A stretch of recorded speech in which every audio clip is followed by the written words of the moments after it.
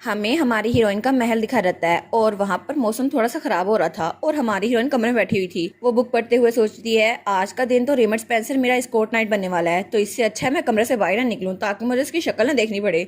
तो अपनी मेड से कहती है आज का पूरा दिन मैं अपने कमरे में रहूंगी ताकि मैं किताबें पढ़ सकूं, तो प्लीज़ आज कोई भी मुझे डिस्टर्ब ना करे। तो इसकी मेड सोचती है इसका मतलब है ये सर स्पेंसर से मिलना नहीं चाहती और वो बात समझ गई थी। वो कहती है जी जी हम समझ गए, हम लोग यहाँ से चलते हैं। तो तब वो लोग बाहर निकल गई थी और उसके बाद वो दोनों हैंडमेड के पास गई थी। वो कहती है प्रिंसेस ने कहा है कि आज वो पढ़ेंगी सिर्फ, तो आज उनको कोई भी डिस्टर्ब ना करे। तो हैंडमेड कहती है ठीक है मैं समझ गई, तुम लोग बहुत ज़्यादा हार्ड वर्क करती हो उसके लिए थैंक यू। तो उसकी बात वहाँ खड़ा रेमंड स्पेंसर भी सुन रहा था और अपनी मुट्ठी बंद करता है। वो सोचता है प्रिंसेस मेरी शक्ल नहीं देखना चाहती, क्या ऐसा ही है? और वो वही दरवाजे के बाहर ही खड़ा था।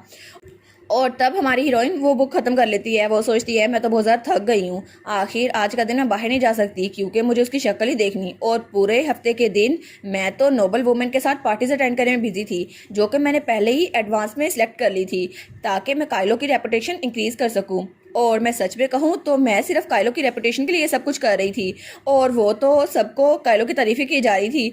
तो तब वो कहती है लेकिन उसकी वजह से काइलो ग्रे को सबने पोटेंशियल सन इन लॉ के तौर पे देखना शुरू कर दिया जो कि पहले कभी नहीं हुआ था और सब लोग उसे नफरत खाते थे, लेकिन अब तो ये अच्छा चेंज था ना और ये चेंज मुझे बहुत ज़्यादा पसंद है। लेकिन मुझे बहुत ज़्यादा फिक्र था कि लोग मेरे और काइलो के दरमियान कुछ एक्सपेक्ट करेंगे, लेकिन मेरी ये परेशानी ये बिल्कुल बेकार थी क्योंकि चाहे मैं काइलो पे जितना मर्जी ट्रस्ट करूं लेकिन कोई भी ये नहीं सोचता था कि मैं काइलो को एक लड़के की तरह पसंद करती हूँ, क्योंकि पास्ट में एग्नेस अगर किसी को पसंद करती थी तो उसके पीछे पड़ जाती थी, जैसे वो रेमंड स्पेंसर को छुप छुप के देखती थी। और एग्नेस तो कुछ ऐसी थी अगर वो किसी को पसंद करती थी तो सारे ज़माने को पता चलता था, और जब वो रेमंड का पीछा करती थी ना तो बिल्कुल लीच की तरह उसे चिपक जाती थी। और आखिर में सबको यही लगता था कि प्रिंसेस एग्नेस वो रेमंड स्पेंसर से शादी करेंगी। लेकिन मैं फिर भी बहुत ज़्यादा खुश हूँ, किसी को हम पे शक नहीं हुआ कि मैं काइलो को बहुत ज़्यादा पसंद करती हूँ। लेकिन पता नहीं क्यों ये तब तक अच्छा है जब तक काइलो की रेपुटेशन ख़राब नहीं होती। और वो थक गई थी और वो सोचती है एनीवेज ये ज़्यादातर टिकने नहीं वाला क्योंकि जल्द ही वो रिफ्ट वो दरार ओपन होने वाली है जिसकी वजह से मॉन्स्टर दोबारा से आना शुरू हो जाएंगे। और जब ऐसा होगा तो मेरे दोनों नाइट्स जो कि रेमंड स्पेंसर और काइलो ग्रे हैं तो उन दोनों को वापस अपने रोल्स पे जाना होगा क्योंकि तब वार स्टार्ट होने वाली है। लेकिन ऑफ कोर्स वो वार कभी होगी नहीं क्योंकि वो अपनी स्लीव से कुछ निकालती है और वो वही लॉकेट था। वो कहती है मेरे पास ये रेलिक है और इसकी वजह से मैं रिफ्ट के सोर्स को एलिमिनेट कर दूंगी, फिर तो कुछ होगा नहीं। और तब हमें अगले दिन का सीन दिखाता है जब मौसम अभी भी खराब था और वहां बादल बने हुए थे। तो तभी उसके सामने उसका भाई बैठा हुआ था। वो कहती है क्या आखिर सुबह सुबह मेरा भाई यहाँ पर क्या कर रहा है, जरूर ये कुछ प्लान करके आया होगा। तो वो कहता है एग्नेस क्या तुम आज मेरे साथ पिकनिक पे जाना पसंद करोगी? तो वो कहती है क्या पिकनिक पे? लेकिन वो कहती है क्यों? तो वो कहता है आज तो मैं थोड़ा फ्री था तो मैंने सोचा तुम्हारे साथ पिकनिक पे चला जाऊं, और बचपन में तो तुम मेरे पीछे पड़ी रहती थी कि प्लीज भाई मेरे साथ खेलें, लेकिन तब मेरे पास टाइम नहीं होता था और अब मेरे पास टाइम है तो तुम्हें ये पसंद नहीं है? तो हमारी बहन कहती है क्या, और उसके सामने वही रिंग भी पड़ी हुई थी जो पिछली बार सीरियस मेलविन ने उसको प्रपोज करने के लगी थी और उसने वो उठाई नहीं थी, उसको हाथ भी लगाया था। तो वो कहती है लेकिन मौसम तो आज अच्छा नहीं है ना। वो कहते हैं नहीं नहीं कोई बात नहीं, मौसम अच्छा नहीं है ना फिर भी हम पिकनिक पे जा रहे हैं तो मेरे साथ चलोगी ना? तो हमारी हीरोइन उसको उसकी मेट तैयार कर रही थी। वो सोचती है अगर रूमर्स फैल गई कि मैंने क्राउन प्रिंस की बात को खत्म कर दिया है, उनकी बात नहीं मानी, तो मेरी रेपुटेशन जो अभी तक मैंने बिल्ड की है वो फिर से खराब हो जाएगी। इसलिए मैं चाहती हूँ कि मैं इस रेपुटेशन को खराब ना करूँ, तो आज कुछ भी हो जाए मैं अपने भाई के साथ टाइम गुजार कर जल्दी से वापस आ जाऊंगी। तो तब वो हंसने लगती है और तब वो बाहर निकलती है तो वहां पे रेमंड स्पेंसर खड़ा था जो कि आज के दिन भी उसका स्कॉट नाइट था और आज उसके स्कॉट नाइट होने का दूसरा दिन था। तो वो उसको देखता है लेकिन हमारी हीरोइन उसको बिल्कुल इग्नोर कर देती है। वो उसके सामने झुकता है तो हमारी सोचती है मेरी पूरी एफर्ट्स बेकार गई, मैं इसको देखना नहीं चाहती थी लेकिन सब कुछ बेकार गया। तो तब उसका भाई वहां आता है। वो कहता है चलो ना एग्नेस चलते हैं। और तब वो कहती है क्या आप बग्गी भी ले आए? लेकिन हम लोग तो पेरिस में नहीं खाना खा सकते थे, पिकनिक पेरिस में तो हो सकती थी ना। वो कहता है चलो जल्दी करो ये ज़्यादा दूर नहीं है। तो तब हमारी हीरोइन मुंह बनाकर वहाँ बैठ गई थी बग्गी में और उसी के सामने रेमंड स्पेंसर भी बैठा हुआ था। तो तब वो खिड़की से बाहर देखी जा रही थी तो रेमंड स्पेंसर को देखता है और सोचता है आखिर क्यों ये मेरे इतने करीब है लेकिन फिर भी इतनी दूर महसूस क्यों हो रही है। और पहले तो एग्नेस मेरी पर्सनल स्पेस में बिना पूछे घुस आती थी और वो तो मेरे हाथों में हाथ डाल लेती थी, हालांकि मुझे ये पसंद नहीं था लेकिन ये तो मुझे बहुत ज़्यादा इरिटेट करता था। फिर भी मैं इसके साथ फैमिलियर हो गया था और पहले वो बहुत ज़्यादा अनोइंग लगती थी, लेकिन अब तो वो मेरी तरफ देख ही नहीं रही है, हालांकि वो मेरे सामने बैठी है और ये बात तो मुझे पागल कर रही है। और उसकी नज़र सिर्फ मेरी तरफ होनी चाहिए, किसी और तरफ नहीं। और पता नहीं क्यों वो बाहर इतनी मीनिंगलेस चीज़ों को क्यों देख रही है। खिड़की से बाहर, हालांकि मैं यहाँ पर बैठा हूँ, उसकी नजर सिर्फ मुझ पे होनी चाहिए। तो तब उसको बुलाने लगता है, वो कहता है प्रिंसेस, लेकिन तभी उसको बाहर से आवाज आती है एग्नेस। वो कहती है क्या, अब क्या हो गया? तो उसका भाई बाहर खड़ा हुआ था और उसको हाथ हिला रहा था। वो कहती है ये आखिर बाहर क्या कर रहा है, इसको मेरे साथ आना नहीं है? तो वो हाथ हिला कहता है आराम से मजे करना। तो हमारी कहती है क्या मजे करना, इसका क्या मतलब हुआ? तो तभी उसका भाई कहता है ठीक है बग्गी को चला दो। तो उसकी बग्गी वहां जा रही थी। वो सोचती है क्या, नो वे, मेरे भाई ने मुझे धोखा दे दिया, ये रेमंड स्पेंसर के साथ मुझे भेजना चाहता था। तो उसका भाई वहां खड़ा उसको हाथ हिला रहा था। अरे यार इसका भाई, मुझे तो बड़ा गुस्सा आता है, रेमंड स्पेंसर से ज्यादा इसके भाई पे गुस्सा आता है। पता नहीं इसको समझ क्यों नहीं आती कि इसकी बहन रेमंड स्पेंसर को इग्नोर करना चाहती है। तो तब हमारी हीरोइन उसके सामने बैठी हुई थी और वो दोनों ऑकवर्ड थे और हमारी हीरोइन सोचती है वो डैमियन, उसकी हिम्मत कैसे मुझे धोखा देने की, अगली बार ऐसा कुछ हुआ ना तो मैं उसको छोड़ूंगी नहीं। और वो बड़ी गुस्से में आई हुई थी। तो रेमंड उसकी तरफ देखते हैं और कहता है योर हाइनेस। तो वो उसको इग्नोर करती है। तो तब वो दोबारा से उसको बुलाता है। वो सोचती है कि मुझे बुलाई क्यों जा रहा है, इसको पता नहीं मैं इसको इग्नोर कर रही हूँ। तो वो कहता है कल आप कौन सी बुक पढ़ रही थी? वो कहती है क्या मुझे आपको ये बताने की जरूरत है, आपको ही मेरे पर्सनल सवाल पूछने की जरूरत क्या है? वो कहता है मैं आपका फियांसे होने वाला हूँ ना, तो मेरे लिए ये क्वेश्चन पूछना ज्यादा ठीक रहेगा। वो कहती है फियांसे, लेकिन मुझे तो ऐसा कुछ नहीं लगता, वैसे भी पास में चाहे जो कुछ मर्जी हो, लेकिन अब मेरे पास आपके लिए कोई फीलिंग्स नहीं है और ना आपकी मेमोरी है।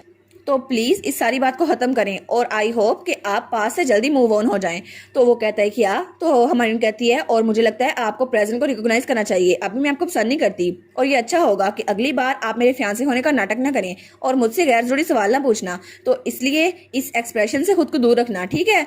और हमारी हीरोइन दोबारा से मुंह पीछे कर लेती है। वो सोचती है ये बहुत ज्यादा हार्श था, लेकिन फिर भी ये तो पीछे हट ही नहीं रहा, मुझे इससे भी ज्यादा हार्श तरीका इस्तेमाल करना होगा ताकि मुझसे बात ना करे। तो रेमंड स्पेंसर वो बिल्कुल खामोश हो गया था और उसको थोड़ा सा गुस्सा आ रहा था, लेकिन वो कुछ बोलता नहीं है। और तब वो लोग एक जगह पहुंच चुके थे और वो कैपिटल के बाहर एक जगह थी जहां पे बहुत खुला फॉरेस्ट था और वहां पर एक बहुत ज़्यादा खूबसूरत झील थी और बहुत सारे लोग वहां पिकनिक के लिए आते थे। लेकिन अभी वो पिकनिक के लिए वहां नहीं गए थे और वो एक और जगह गए थे जहां पर पिकनिक का सारा सामान रखा हुआ था। तो हमारी सोचती है ये तो वही जगह ना जहां बचपन में मैं रेमंड के साथ आया करती थी और तब तो हम बहुत ज़्यादा खुश रहा करते थे, लेकिन हम लोग इस वेदर में यहाँ पे इतना ख़राब मौसम है पिकनिक पे आए हैं, ये सोच क्या रहा था।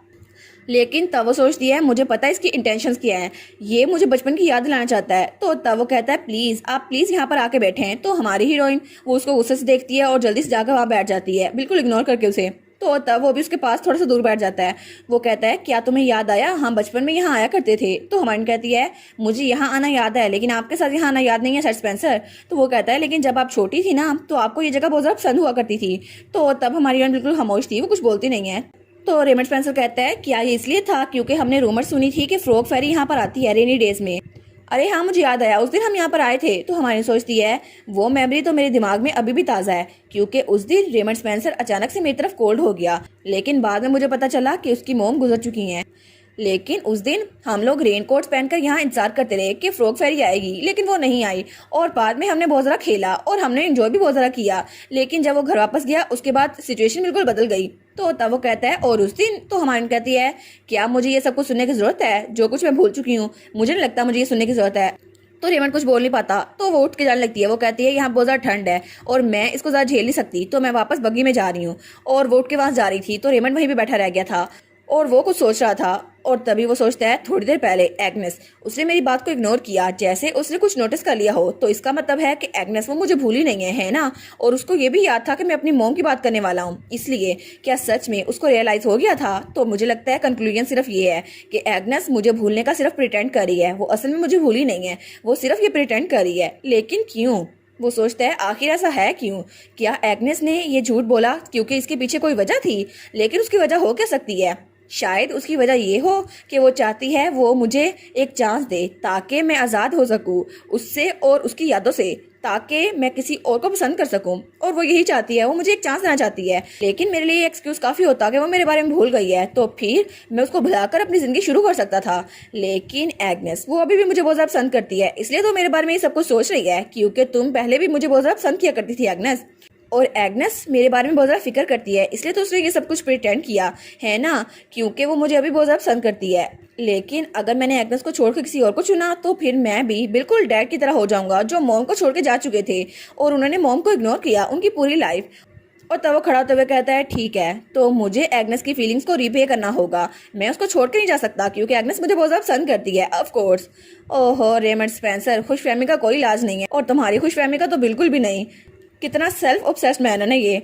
और तब वहां जाते हुए सोचता है मैं कभी भी इतनी बेवकूफ़ी नहीं करूंगा कि तुम्हें दोबारा से जाने दूं यहाँ से एग्नेस। और तब हमें अगले दिन का सीन दिखा जाता है और हमारी हीरोइन का महल, और वहां पर हमारा कायलो आया था क्योंकि आज का दिन वो प्रिंस का गार्ड रहने वाला था और वो थोड़ा सा झिझक भी रहा था। और वो सोचता है जब मैं प्रिंस के महल की तरफ जा रहा हूँ तो मुझे मुझे बहुत ज़्यादा अजीब महसूस हो रहा है क्योंकि मुझे अभी भी पिछले मिशन पर उनकी बात नहीं भूली थी जब उन्होंने कहा था मैं आपसे माफ़ी मांगती हूँ क्योंकि पास में मैंने आपकी बहुत ज़्यादा इंसल्ट की थी। तो हमारा हीरो सोचता है उसने मुझसे माफ़ी मांगी थी और ये मेमोरीज ये 2 दिन तक मेरे दिमाग में रही और मैं चाहता हूँ कि अब हालात थोड़े अच्छे हो जाएं। तो तभी वहां से हमारी हीरोइन की मेड्स गुजरती हैं। वो कहती है क्या तुमने रूमर सुनी, पिछले वीकेंड पे प्रिंसेस एग्नेस सर स्पेंसर के साथ वंडरफुल डेट पे गई थी, क्या तुमने सुना? मैं तो बहुत ज़्यादा जेलस हूँ। तो हमारा हीरो कहता है कि यार डेट पर? तो वो लोग कहती हैं हाँ हाँ बारिश भी हो रही थी लेकिन वो लोग बारिश में वहाँ गए थे, हालांकि मौसम इतना ख़राब था, लगता है उनको डेट पर बहुत ज़्यादा मज़ा आया होगा। तो हमारा हीरो सोचता है क्या डेट पे गए थे? तो क्या मतलब रेमंड स्पेंसर फिर से प्रिंसेस के पीछे पड़ गया है? लेकिन प्रिंसेस वो तो अब रेमंड स्पेंसर को पसंद नहीं करती, तो आखिर इस सबका मतलब क्या हुआ? ओहो बस अब कोई मिसअंडरस्टैंडिंग ना हो जाए। बेचारा काइलो अच्छी भली इनकी स्टोरी चलने लग गई थी लेकिन ये डैमियन और रेमंड स्पेंसर इनकी लव स्टोरी के बीच में आ गए हैं। और इसी के साथ ये वाला पार्ट यहीं पर ख़त्म। तो आप लोग बताइएगा आप लोग को ये पार्ट कैसा लगा, और वीडियो को लाइक और चैनल को सब्सक्राइब लाजमी कीजिएगा। बाकी वीडियोस का लिंक भी स्क्रीन पर नज़र आ रहा होगा तो काइंडली उनको भी चेकआउट कर ले। और thank you so much for watching my videos. Stay safe, bye bye.